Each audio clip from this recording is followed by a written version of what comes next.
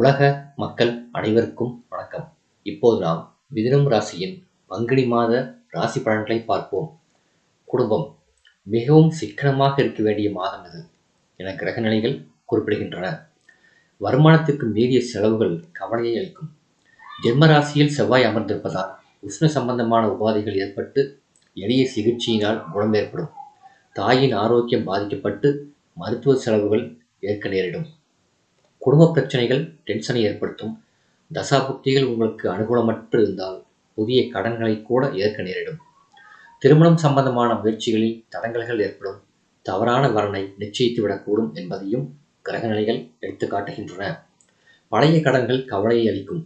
குழந்தைகளின் படிப்பு சம்பந்தமான பிரச்சனைகள் மன நிம்மதியை பாதிக்கும். கணவன் மனைவியரிடையே அந்யோன்யமும் ஒற்றுமையும் குறையக்கூடும். திருமண முயற்சிகளில் முடிவெடுக்க முடியாதபடி குழப்பங்களே மேலிடும்.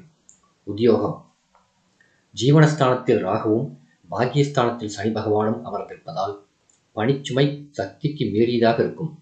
பலருக்கு இரவு நேரங்களில் பணியாற்ற வேண்டி வரும். இது உடல் ஆரோக்கியத்தை பாதிக்கும்.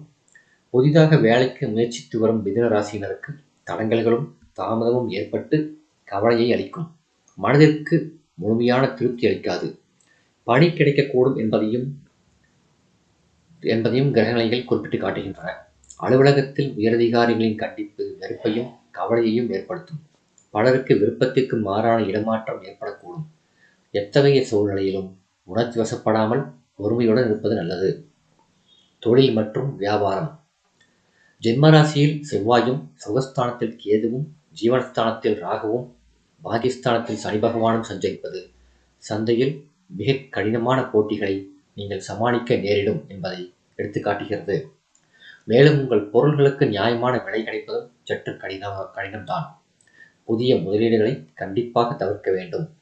எந்நிலையிலும் நிதானத்தை இழந்துவிடாமல் பொறுமையாக பிரச்சனைகளை சந்திக்க வேண்டும் என்பதை கிரகநிலைகள் சுட்டிக்காட்டுகின்றன. கலைத்துறையினர் சம்பந்தப்பட்ட கிரகநிலைகள் அனைத்தும் சுபபலம் பெற்றிருக்கவில்லை. நல்ல வாய்ப்புகள் காரணமில்லாமல் கை நழுவி போகும். நடிகைகள் எதிர்பார்த்திருந்த பணவரவு கிடைக்காமல் ஏமாற்றத்தை அளிக்கும். தங்களுடைய ஆடம்பர செலவுகளை கண்டிப்பாக குறைத்து கொள்ள வேண்டிய நேரம் இது. வாய்ப்புகளும் குறையும்.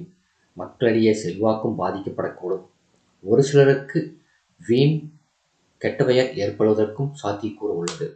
அரசியல் துறையினர் மிகவும் விழிப்புடன் செயல்பட வேண்டிய மாதம். கட்சியில் ஆதரவு குறையும். உட்கட்சி பூசல்களில் தேவையில்லாமல் உங்கள் நல்ல பெயர் பாதிக்கப்படும். உங்களுடன் நெருங்கி பழகியவர்களே உங்களுக்கு எதிராக செயல்படுவது வேதனையை அளிக்கும். எந்நிலையிலும் உணர்ச்சி வசப்படாமல் இருப்பதே நல்லது. மாணவியர் கல்விக்கு அதிபதியான கிரகமும் அத்துறைக்கு அதிகாரம் படைத்த மற்ற கிரகங்களும் ஓரளவு ஆதரவாக உள்ளனர். பாடங்களில் மனதை முழுமையாக ஈடுபடுத்திக் கொள்ள முடியும். கிரகப்பித்திரனும் ஓங்கும். நினைவாற்றல் அதிகரிக்கும். நேர்முக தேர்வுகளில் மிக சரியாக விடையளித்து வெற்றி பெறுவதற்கு சாதகமாக சஞ்சரிக்கின்றார்கள் சம்பந்தப்பட்ட கிரகங்கள் அனைத்துமே. விவசாயத்துறையினர் உங்கள் ராசிக்கு ஜென்ம ராசியில் விவசாயத்துறைக்கு அதிபதியான செவ்வாய் நிலை கொண்டுள்ளதால் வயல் பணிகள் சற்று கடுமையாகவே இருக்கும். அடிக்கடி சோர்வு ஏற்படும். உங்கள் விளை பொருள்களுக்கு சந்தையில் எதிர்பார்க்கும் அளவிற்கு லாபம் கிடைப்பது கடினமே. பெண்மணிகள் குரு சுக்கிரன் ஆகிய இருவருமே உங்களுக்கு சாதகமாக இல்லை. செவ்வாயும் ஜென்மராசியில் அமர்ந்திருக்கிறார். அதனால் ஆரோக்கியத்தில் கவனம் வேண்டும். மனதையும் நிம்மதியாக வைத்துக் கொள்ள முயற்சிக்க வேண்டும். ஜென்மராசியில் செவ்வாய் நிலை கொண்டுள்ளதால் உஷ்ண சம்பந்தமான உபாதைகளும் சோர்வும் கை கால்களில் மூட்டு வலியும் உண்டாகக்கூடும். பரிகாரம் செவ்வாய்க்கிழமைகளில் அருகிலுள்ள திருக்கோயில் ஒன்றை நெய் தீபம் ஏற்றுவது ஜென்மராசியில் செவ்வாய் அமர்ந்துள்ள தோஷத்தினை குறைக்கும். சந்திராஷ்டம தினங்கள் பங்குனி 12 பிற்பகல் வரை. இந்த வீடியோ உங்களுக்கு பிடிச்சிருந்தா லைக் பண்ணுங்க, ஷேர் பண்ணுங்க, நன்றி.